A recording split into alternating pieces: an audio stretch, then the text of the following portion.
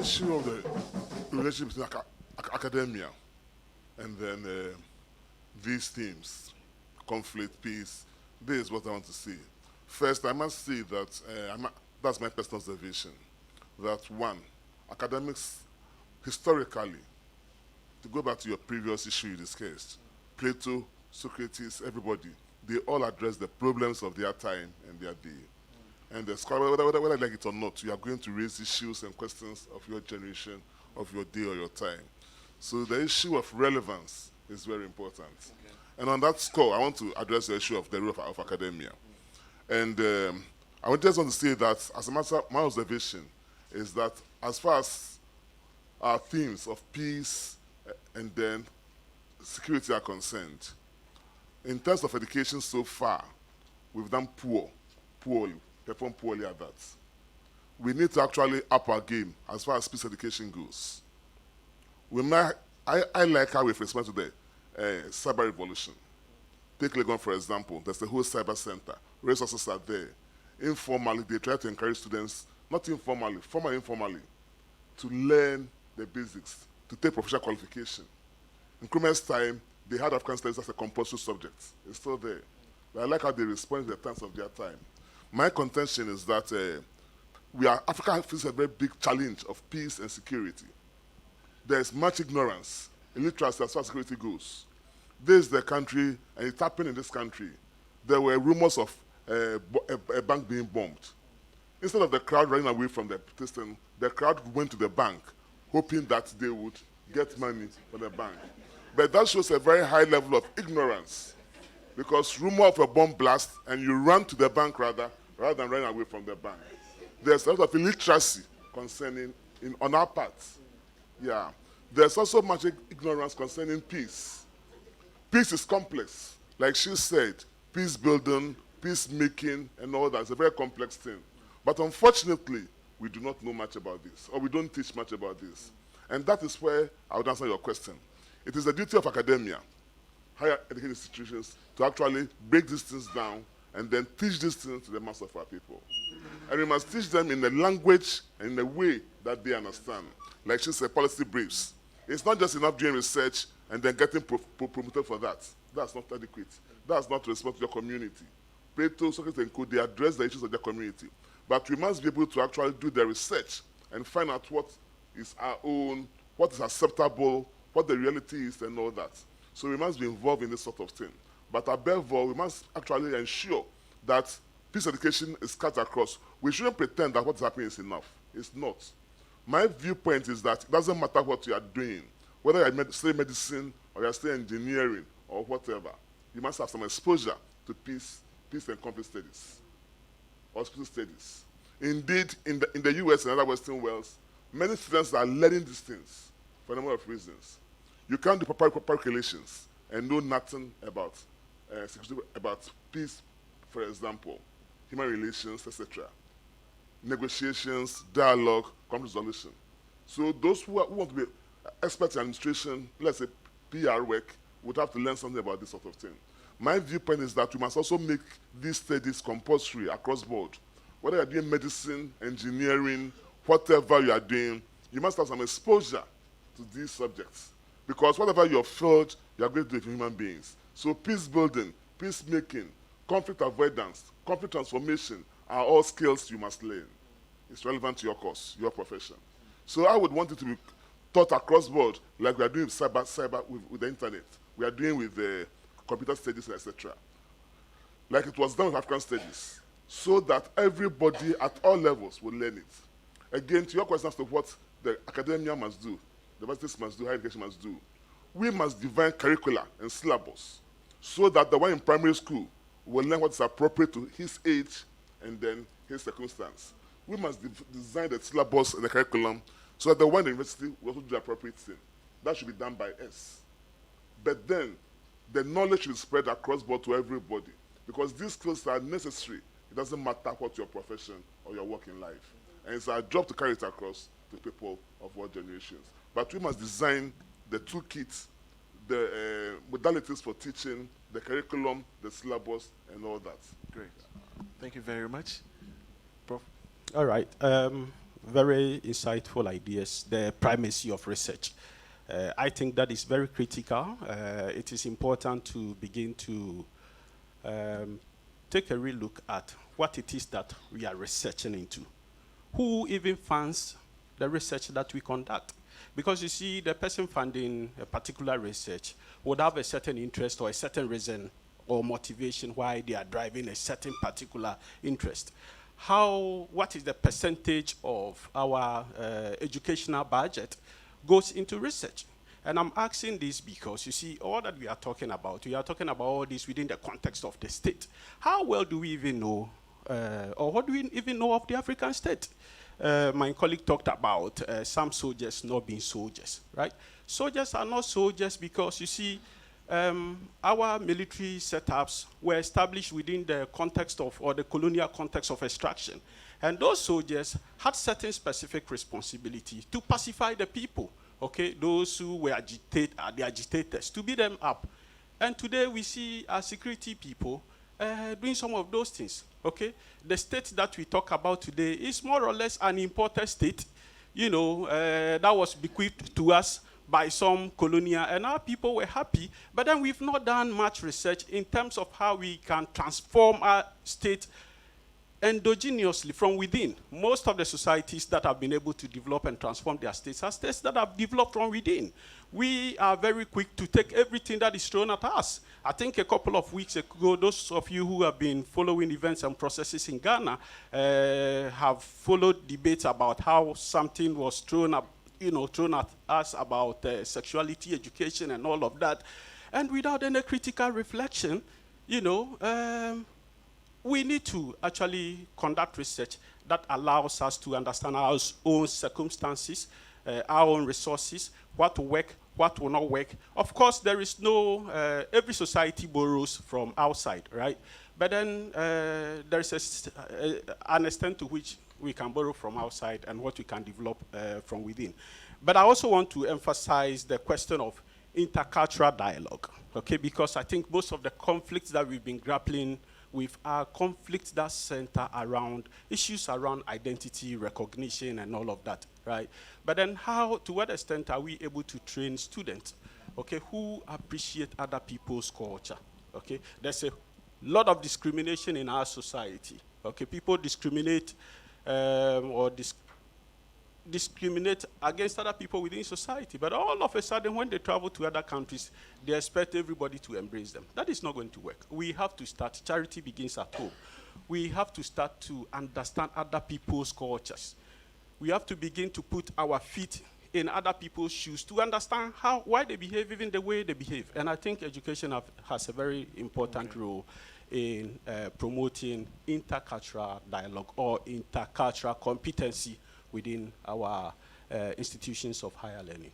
All right, thank you very much. I believe that audience, a lot of us have questions to ask, but we want to just go with the final round, and this time around we have just 2 minutes to make our submissions, and we'll open the discussion or the floor for the audience to make their submissions as well. We are having this conversation under the African Union's Agenda 2063, specifically the Aspiration 4. And I believe that most of us have gone through Agenda 2063, research into it, and done a lot of things under that, which talks about the fact that by 2063, we should have a peaceful and secure Africa.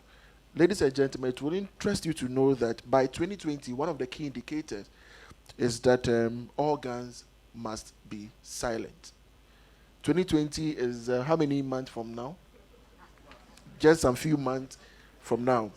There is another indicator that I love so much, and that is a question I would love us to make just 2 minutes comment on that.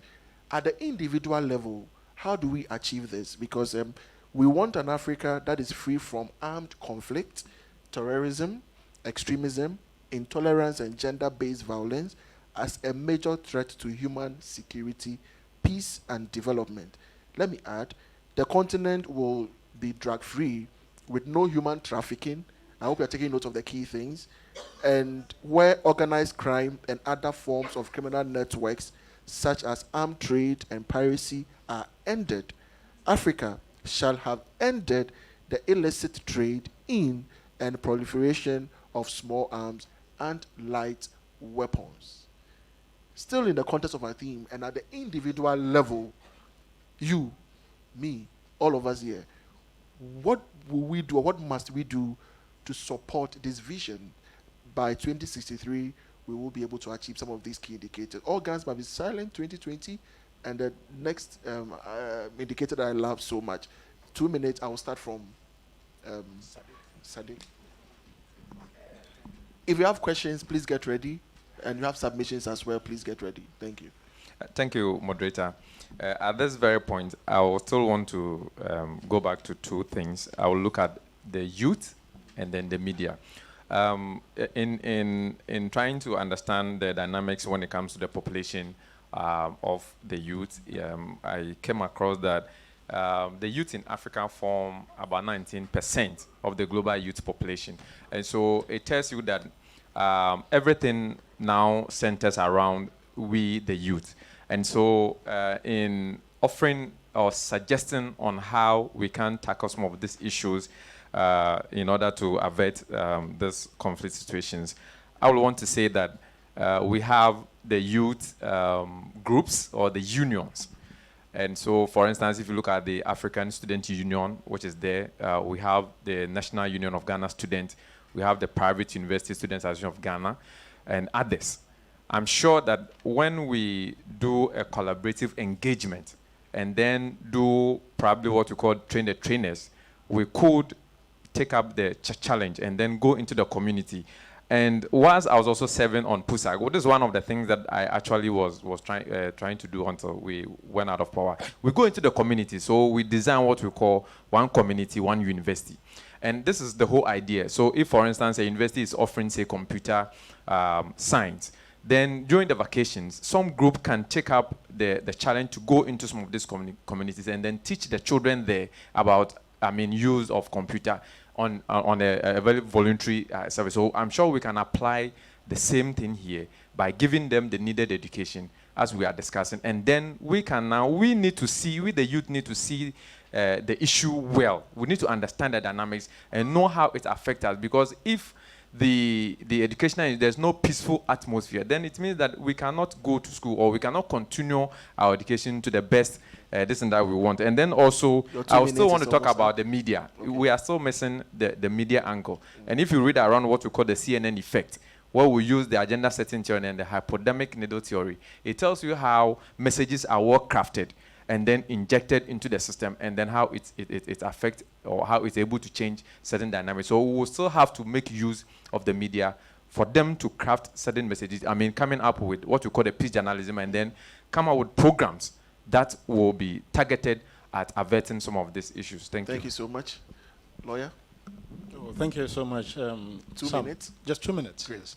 And so for 2 minutes, well, I'll just avert my mind to two main things. A few years ago, 3 years exactly the same month, I wrote this book, Dixon on Principles of Security Law. And in it, I wanted to advance two main things. And I stated in the preamble that my main purpose for writing this book was to advance the rule of law among our security services and within the population in general. I think that one of the most intestine problems that we face on this continent is the issue of ignorance. Most people don't know the law. And I charge all of you who are here that as you go on in any ward of life, whatever you do, please spend some time, and if you have opportunity to study law, it's something I would recommend. The rule of law is a powerful discipline that can really, at a political level, social level, economic level, transform our countries. At the blurb of this book, Dr. Enin wrote something. He said that the laws on security have been shrouded in secrecy and have made it easy for them to be abused. And when he wrote that and sent it to me, I thought it was deeply, very profound. That many of the abuses that many states have found is because they have actually an ignorant population. And I think that is a duty of all of us. For those who are educated, to spend time, we have academics here, very brilliant ones. Dr. Azakwe, Prof, Doc, they've spent a lot of time contributing to it. At our various levels and as we go up, Those who can write should write. And I think that it would add up to the knowledge gap that we are missing on the continent. Apart from that too, those of us who have the opportunity to study certain disciplines, I think law is the one important area that can really help. As a lawyer, I find that to be very true. The other issue that, because also I'm in law enforcement, I would mention is also report crime. Report crime. You can't expect the police to fight crime and get Ghana safe if we don't have citizen cooperation. So that nexus is important. That's one thing we can do too. Thank you so much. Yeah, your question and that particular decision is, I think, is ambitious because silencing the guns. Aspiration 4? Yes. Okay, and the indicators. The indicators, Okay. especially silencing the guns by 2020. Okay. It's something that is not going to be easy to achieve. I'm not going to say it's impossible, but it's not going to be easy to achieve. I mean, looking at where the guns are coming from, even the local capacity to produce guns are there. There are a lot of blacksmiths in Ghana who can now produce AK-47. Yes, it's very easy. And look at the situation in Libya. What happened in Libya? All these guns, when the Libya situation happened, we're being told that these guns will come into our system. And I happened to go to a place around between Ghana and Togo, called Sankanse, where you can purchase a gun for as low as 200 Ghana cedi. I mean, a very sophisticated gun. Where are all these guns coming from? So this is the question we should be asking ourselves. So as individuals, I think it all boils down to us still educating our society and providing society with the knowledge to be able to know that security lies with us as individuals. Okay. Thank you very much. Dr. Ifo? I quite doubt whether aspiration for our Agenda 2063 will be achieved since 2022. How many, 4 weeks or 5 weeks away? But I do recall that in an AAU Peace and Security Department meeting last year, they were quite very sure that it can be achieved, but I have my doubt. I think that what they will have to do is to extend the mandate. Yes, it has to be extended.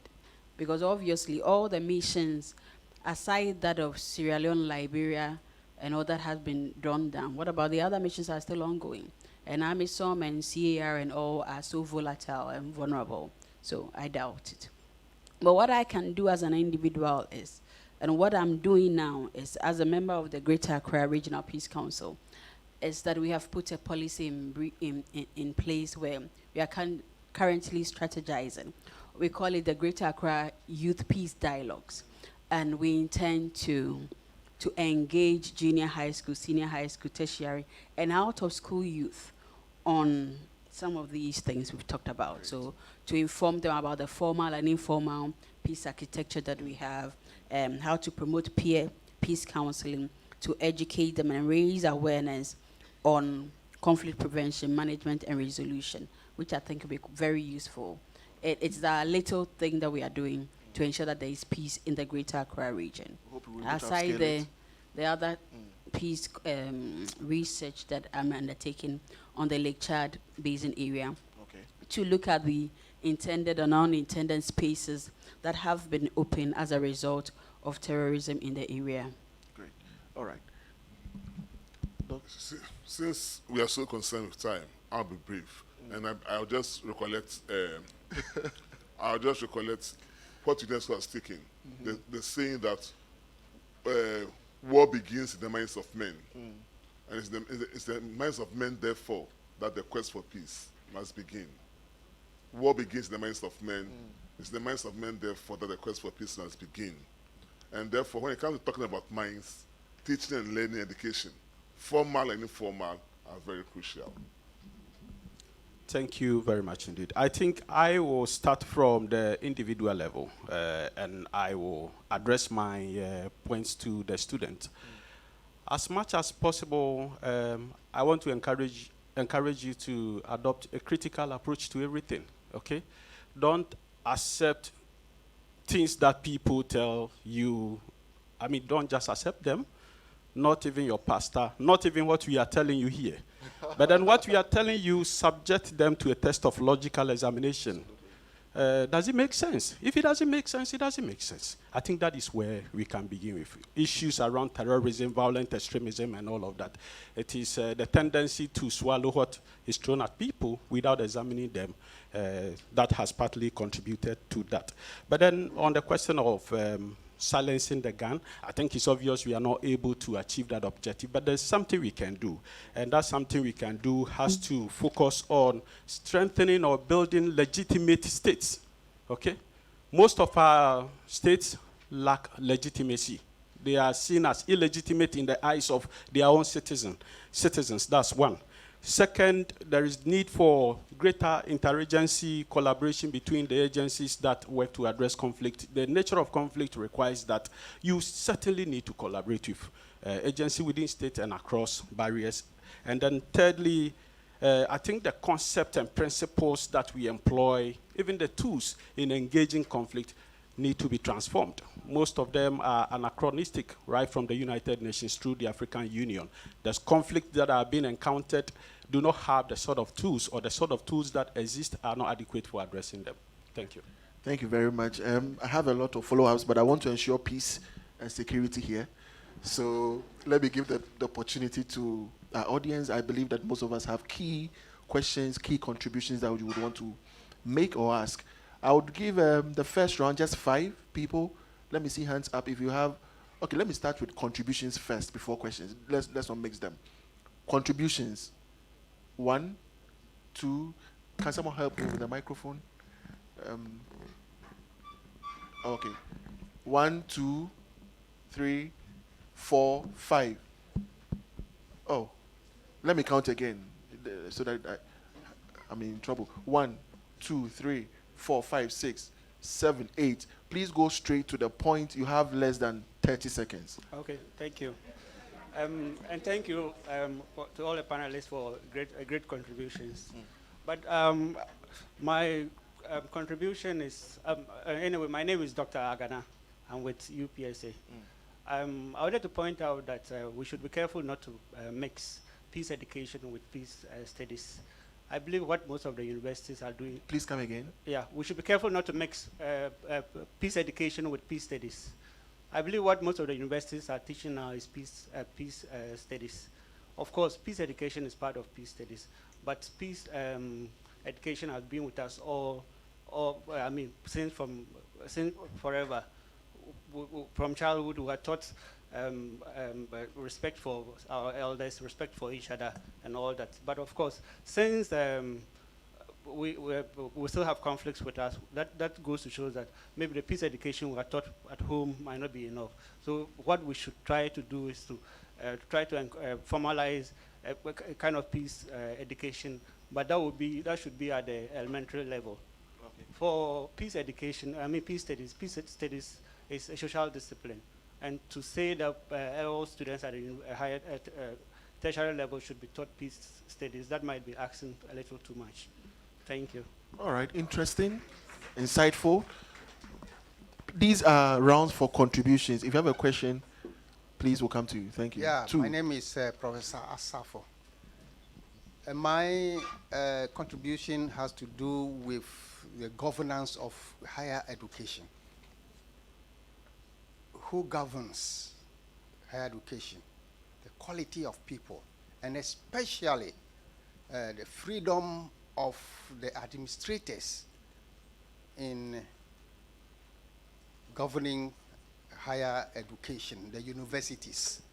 The interference from political quarters should be checked so that those who administer the universities will have free hand in order to give us quality higher education. Thank you very much, sir.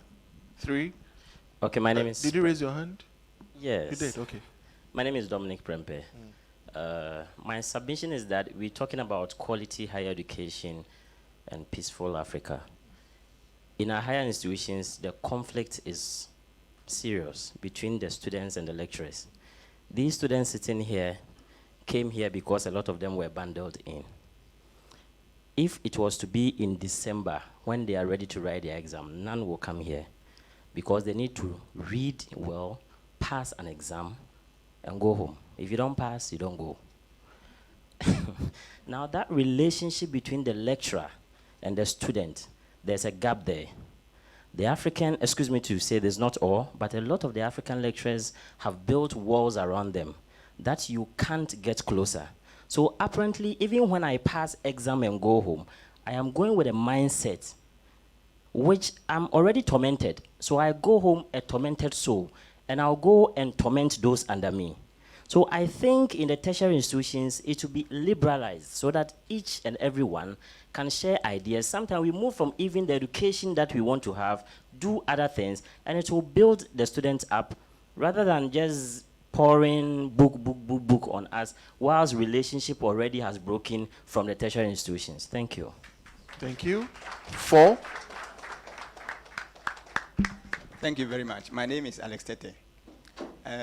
The theme implies that it is the universities that are supposed to ensure peaceful and secure Africa.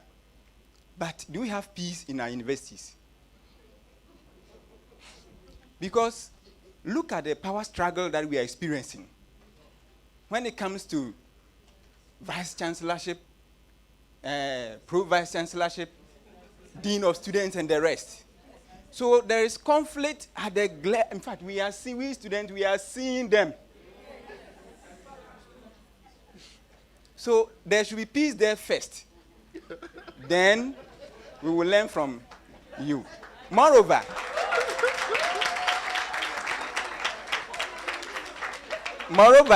is it not true that in countries where we have employment rate to be high, peace is also somehow high? It's not true. Now, how many of the students here can confidently say that when I complete university, I have my job?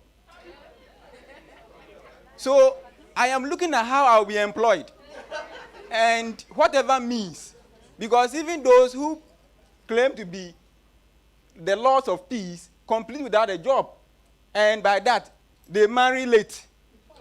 Who is here? Yes, who is here and doesn't want to marry early? All right. Thank you very much. I like the twist of your submission, but we'll reserve the latter part for another session. I'm sure my counting is going out of hand. Did you raise your hand? Yes. Okay. Okay, so my name is Sandy, Solomon Awa Sandy. My contribution is going to be attaining a peaceful Africa. That's the Agenda 2063. If you look at the educational system in Africa, especially Ghana, you're going to see that the formal sector doesn't really, the educational materials that's being taught doesn't really inure to the achievement of peace. But for example, in Ghana, we have state institutions that are supposed to teach the ordinary citizen the importance of our constitution, which basically stands for peace. One example is the NCC, which is poorly resourced. The NCC is unable to undertake its constitutional mandates. If state institutions like the NCC and the Peace Council are being resourced, they are given the necessary resources needed to undertake their activities, I believe there won't be the need for, how do you call it, during election years, civil societies groups now coming up with all sorts of... Thank you. Your point is well made. Thank you very much. I appreciate. Next. Behind you. All right, thank you. My name is Oseiko Figidian from University of Education. My point is, it is obvious that most wars fought from, most conflicts Africa has experienced since the 1970s all escalated from economic hardships. And now these economic hardships are as a result of incapacitated human resources. And these human resources are coming from the universities. It is obvious that the university system have lost its core mandate because teaching and learning is done at the basic education, the senior high level too. But then it is the task of the university to give the student the capacity to translate the knowledge that they've acquired into practice, thereby being creative to solve problems. But then here is the case where the universities are so emphatic on students passing the exams. Now in Africa here, if you graduate from the university with a third class, a pass, you are given very less recognition. But when you get a first class, the second class apart, that's where your parents will be proud of you. And so that is the angle every student is looking at, thereby leaving the capacity, like ignoring the human resource or what a university student should really attain, ignoring those sides. And so I think as University Student Association, I think we should focus on diverting the what do you call it? The view of the university administration into practicalizing putting the knowledge that you've attained into practice. Okay. Thank you. Point well made. Thank you so much. I think there's a last one here. Yes, and a lady. Okay, thank you very much. I'm Prince from University of Education, Univa. I would like to say that even those who are educated will betray education when they are not satisfied because of the issues on the ground. For instance, when I complete school or when I graduate, and I go out and I don't have a job, there are a lot of issues. You need to satisfy a whole lot of things. When I'm not getting access to certain things to make me comfortable, there will be a push factor to go and join those who what create maybe insecurity. Okay. That's what I want to see. I will defend it with this saying that Plato said, the lovers of wisdom should hold political power. It's a paraphrase. And until leaders become lovers of wisdom, the troubles of the world will never cease. So our leadership is the cause of the chronic insecurities of our times. Thank you very much. All right. Last two, then we go to our questions. Thank you for the insightful submissions so far. Yes. Thank you very much. My name is Dr. Ameniampon. Dr. Patrick Osekufor once said something that we need to introduce courses like conflict prevention, conflict management, peace building, and all that in our schools. But I would like to ask, if we are introducing such courses... Are you asking a question or making a... I'm asking so that I submit what I want to see. I would like to ask in the first place that if you are introducing such courses in our universities, in our schools, and the mode of assessment still be on theoretical basis, then we should just forget about it.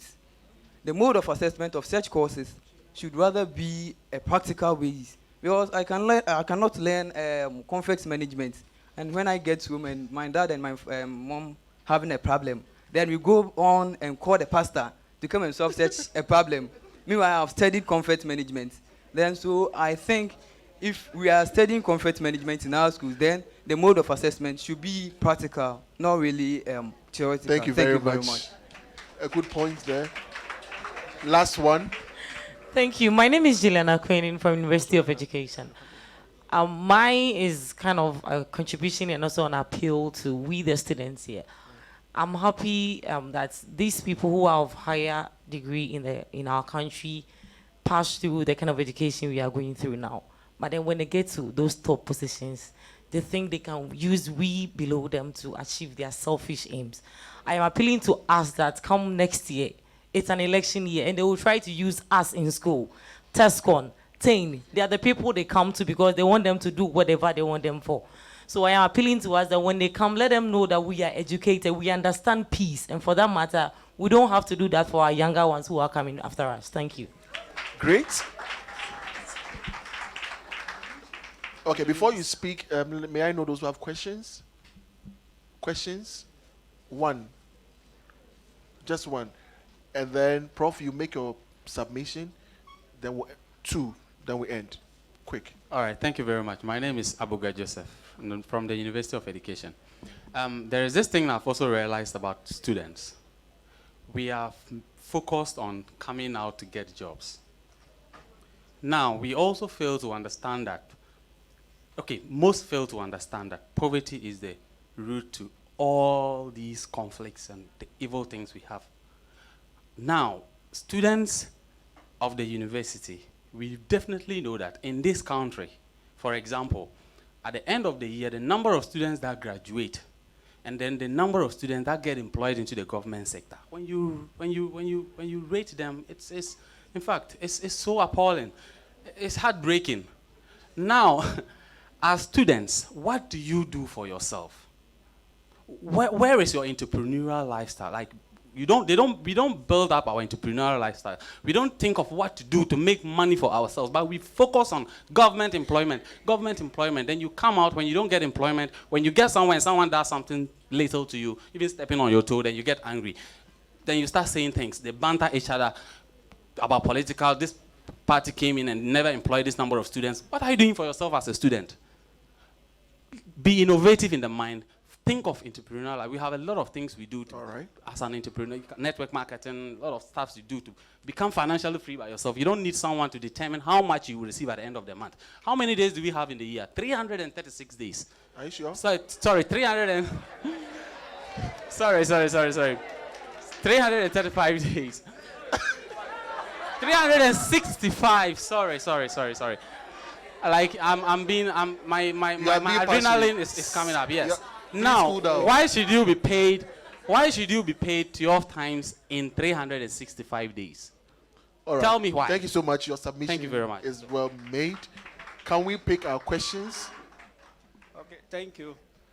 This question probably goes to Osei Bonsu from the National Security. Yeah, I would kind of like to know what are some of the measures currently being put in place to improve security on our various campuses.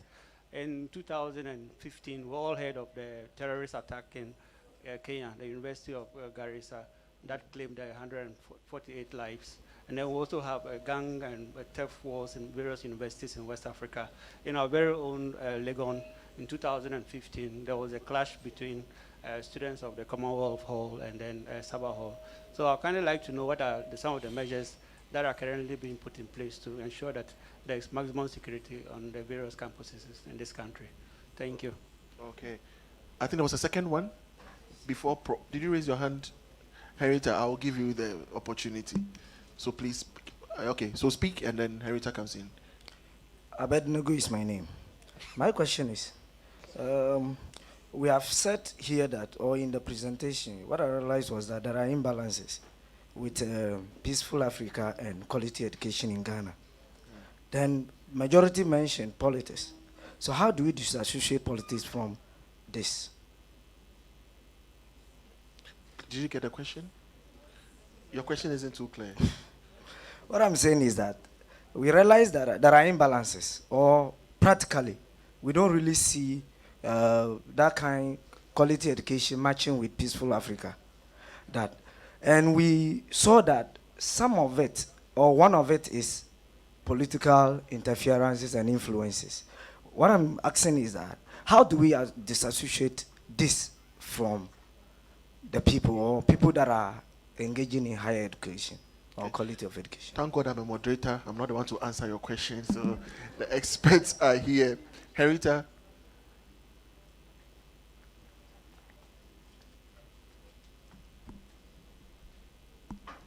Thank you. My name is Henrietta Kobna. Stakeholders in higher education, I know, have a major role to play in securing peace and security. Being a rural development student, my concern is how these stakeholders in higher education can help with the conscientization of rural folks on the importance of peace and security in their communities and Africa as a whole, and how these stakeholders in higher education can liaise with traditional rulers in the various communities. Thank you. Okay, thank you very much. Prof, we'll give you the opportunity. Prof is going to speak in French, and so when he finishes, Prof Hile would give us, or Larissa, where are you? Great, so Larissa would help us translate that into English for us. Thank you, Prof. Très You bien. have the floor. Merci. Non, je dis que je salue l'assistance et je souligne que la question abordée est une question importante, la paix dans nos universités. Et je suis content qu'il y ait beaucoup d'étudiants dans cette salle et qu'ils puissent s'exprimer et dire quelles sont leurs préoccupations. Parce que sans eux, nous ne pouvons pas avoir la paix dans nos universités. Et pour discuter de cette question, je pense qu'il manque une partie de... Il manque les autorités. Ah, d'accord. You won't get it. All right. Je saluais donc la présence des étudiants dans cette discussion sur la paix à l'université. So Prof was first greeting all of you, and he was happy to say that there's a lot of students who are here to take part in this important discussion, which is peace among their universities. And they are here to bring their contribution, because without them, you can't achieve peace within the campuses in the universities.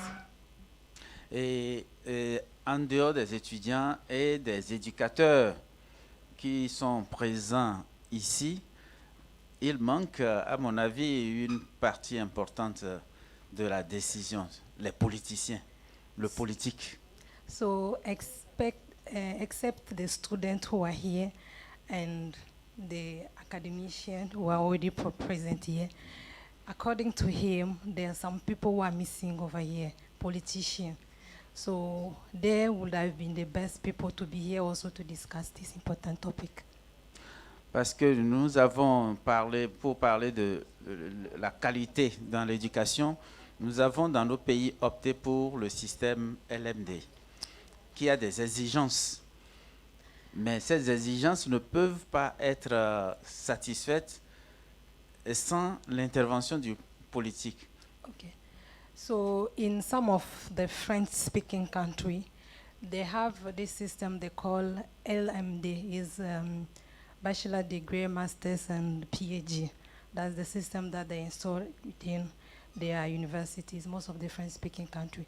And for them to decide, take decision about that program, they need politicians to come in and decide with them. Without politicians, they can't decide about those programs that they are seeing. C'est ça. Et l'effectif des étudiants est en croissance illimitée. And the number of students increasing every day. Et ça ne permet pas de répondre au système éducatif qui est mis en place. So the number of students increasing every day cannot help them or cannot help to achieve the education system that they are implementing. Parce qu'il manque, il n'y a pas assez d'enseignants, il n'y a pas assez d'infrastructures.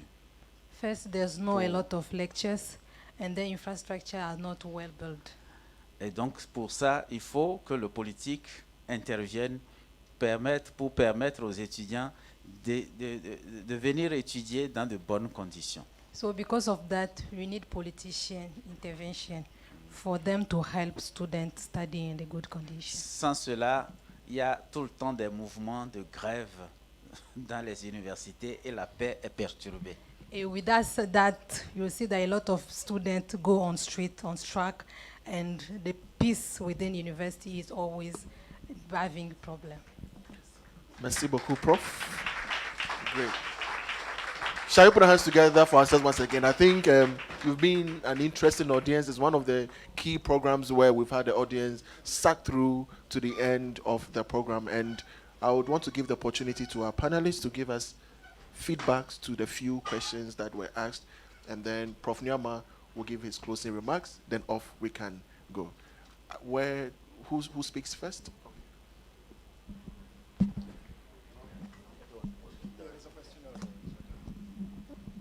Okay, Doc. Thank you for your question. I think it's a very material question. Every state ought to be concerned about the nature of security on campuses where people aggregate themselves. It pleases me that, and let me ask, are you from the University of Ghana? Oh, okay, the first degree. So is this your alma mater? So if you, when I was just even trying to do a Google check on it, because the information was just recently out there. Let me use the University of Ghana just as a macrocosm, because it had been raised by students that the level of thievery, robbery, and stuff like that, and were quite higher than normal. The SRC had raised that issue. And so there had been a lot of discussion between university authorities and security services, the police particularly, and intelligence also about that. And one of the measures that I know, it's online, it's open source you can get, is that from March, they agreed that there will be increased patrol by police personnel, particularly at night. The problem with the universities is that the numbers have actually over quadrupled and that kind of thing. And so the university is actually in a limbo. I mean, it has not matched the security personnel it has, how do you call it, employed with the entrance of students whose numbers are getting to very dizzy proportions. So one thing that I know is that discussion about how the universities themselves can look at risk managing the problem, because the population is actually one of the root cause of it. Apart from that one, to the issues of ID cards on campus are a subject matter of interest. How do you identify who is a student and who is not? And so with the UG, for example, the understanding is that after 11 at least, if you are roaming around and maybe a patrol officer meets you, they're entitled to find out whether you're a student and all those things. Those ones are to restore confidence and to at least provide deterrent value, because these people are on.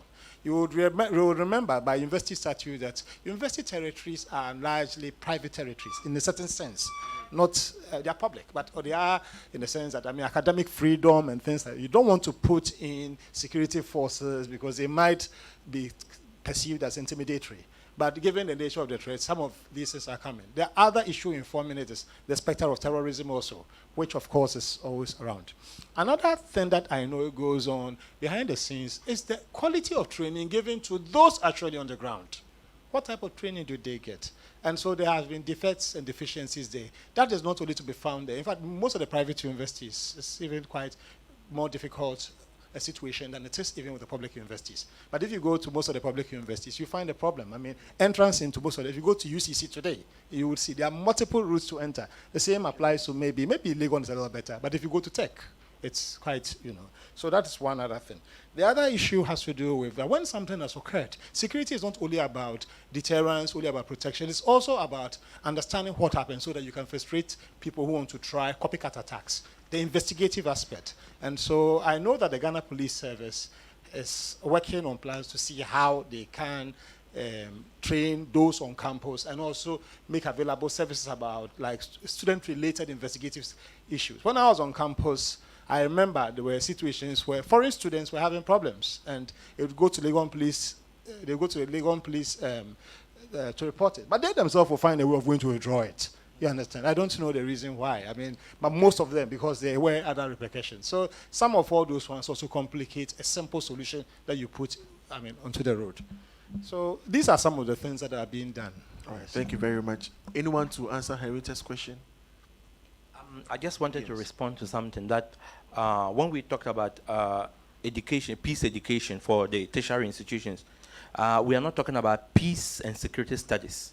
We are talking about peace education as a core course for all tertiary institutions where they are taught the basis of issues of peace, conflict management, how to live within the society. This is what we are talking about. Yeah, I think the rural communities or the rural settings are both zones of peace and zones of conflict. Okay, so if you go to most rural communities in Ghana, they would normally have certain mechanisms for addressing conflict within those communities. I think over time, as the nature of conflict changes, some of them have to undergo some form of transformation in order to be in keeping with the times. So what we can do is to try to understand what resources they have within the rural settings, how we can transform them to be able to cope with the sort of challenges being encountered in the rural settings. All right. Thank you very much. Shall we put our hands together for our panelists? And on this note, we want to call on our chairperson to give us his remarks, and then after we can confidently close. Thank you. Thank you very much. I have 5 N's, but the worst you can do for me is to take all the 5 N's and give me only 1. You should at least give me 2. So it's in Sonwa, Myanmar. That is the okay. For me, I took few points, and I'm starting it from the 1 point which says that some of the conflict we have is through ignorance, but because we have ignorant population. And then that links immediately to access and quality.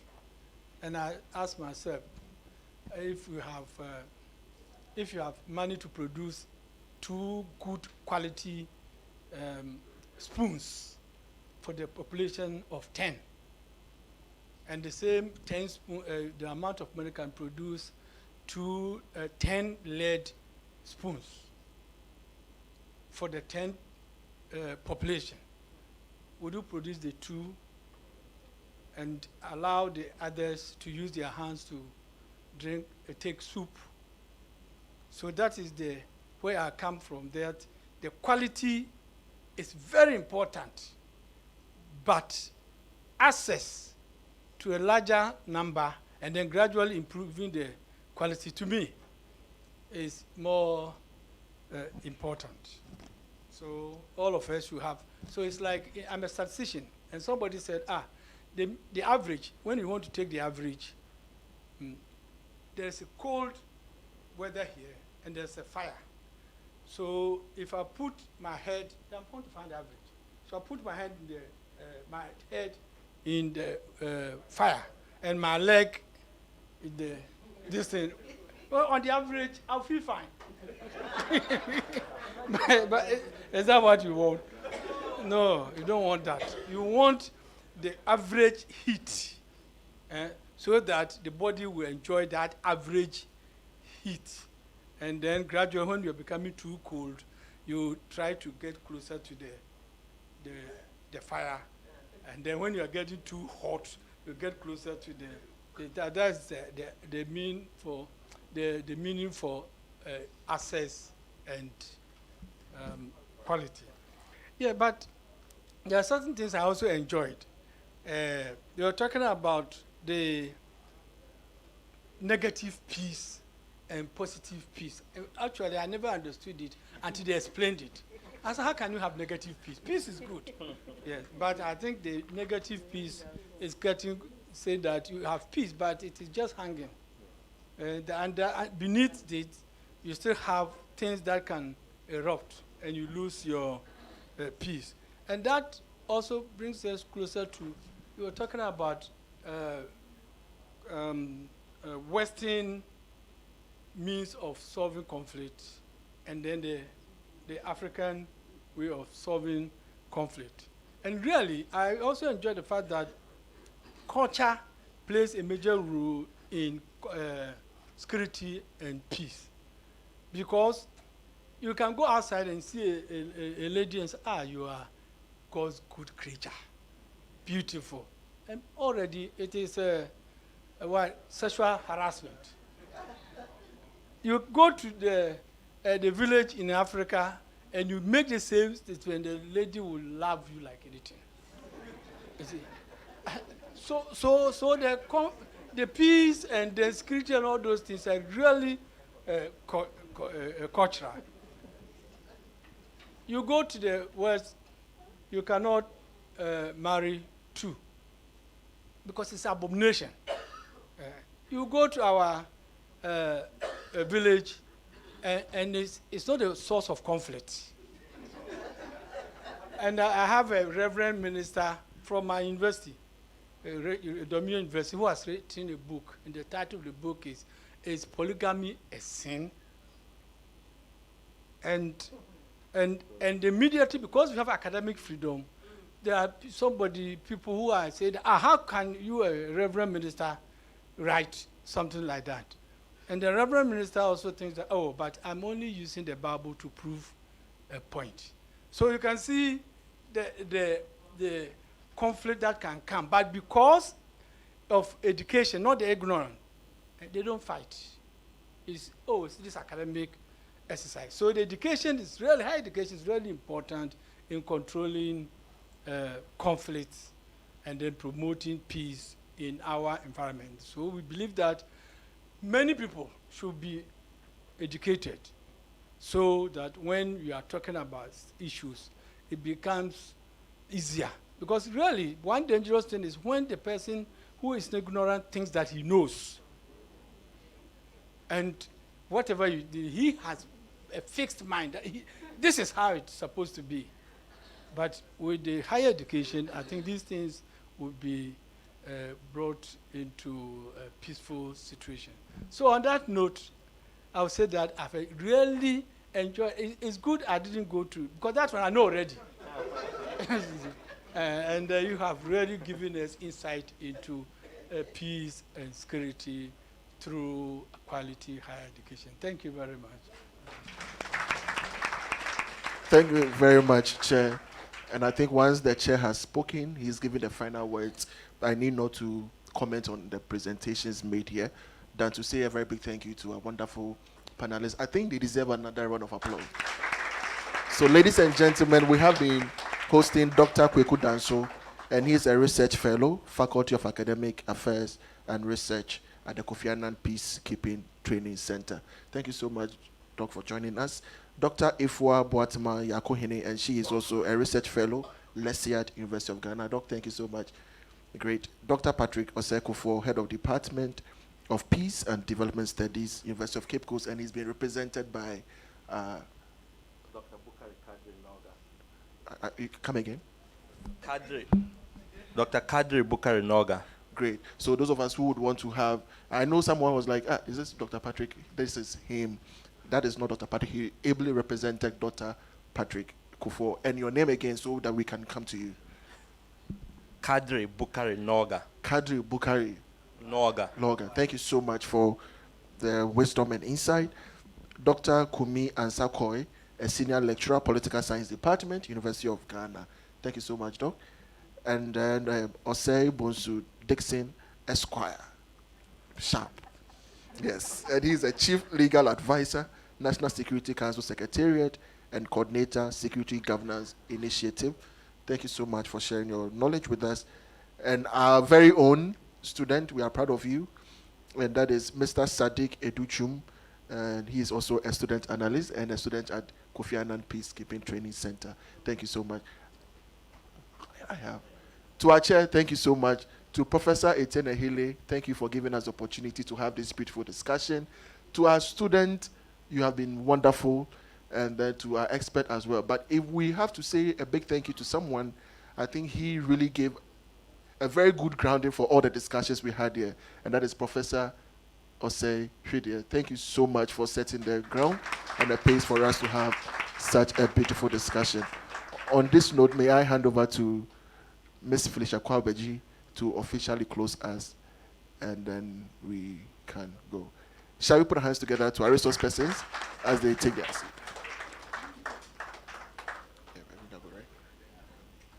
So I was meant to do the vote of thanks, but I think Kwesi has already done that. So on that note, we really want to thank all of you for making time to join us here today. Professor Etienne Ehile and the AAU governing board members and all your predecessors for seeing the need to institute this day where we all come together to really think about key issues in higher education. We want to say we thank you, and we want you to continue leading the association just as you are doing. And for students, we know exams are just around the corner, but you still came. So we want to thank all of you. I don't want to repeat the vote of thanks. He's already done that. We are told we also have IFP alumni here. So these are some people who benefited. They are beneficiaries of AAU and Ford Foundation program that we did, where they sponsored some people to go out to various countries outside the African continent to do their master's program, and some of them went on to do their PhD. So can we see you by hand? We just want to acknowledge your presence. Okay. So those are some of the things that we do here as Association of African Universities.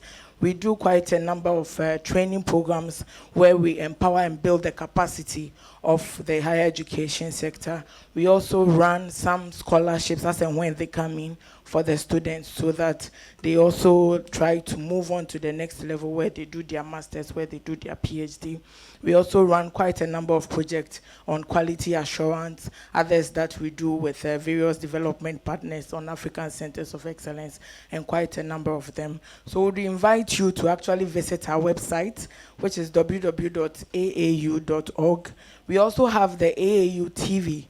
I don't know if we are aware we have the AAU television. Would invite you to visit the website and just view what is happening there. And let's not end the discussion here. Would encourage that we continue. Send your submissions to us, and then let us continue the discussion from then on. So we want to end the session. We want to thank you very much. It's been very exciting. We've all learned quite a lot, and we are happy that next time when the AAU invites you, we are sure that you would all come. We also want to thank you for all the suggestions and submissions you made. Prof made comments that he was expecting the politicians to be here. I think last year we were actually blessed to have Professor Kwesi Yanka to be here with us. He's the Minister of State in charge of higher education. He came. All the previous years, either someone would come or they would send a delegation, but this year it didn't happen. So we would learn from that. Next time we would increase our follow-ups and make sure that they are represented. So on that note, I want to thank all of you. We are told we will take a group photograph. Okay, only the panel people. And then maybe SG will join, and Prof. Nuama, as well as the keynote speaker. And then we take a group photograph and we end the session. So for the students, I'm told your refreshment is down there. As you get down, someone would attend to you. And then our panelists will wait behind. Okay. All right. Especially we want to thank the Vice Chancellor of University of for Development Studies, Professor Gabriel Ayum, who joined us throughout the session. Thank you so much. And other Vice Chancellors and those who were ably represented by their delegations as well. We are so grateful to you. Asante Sana.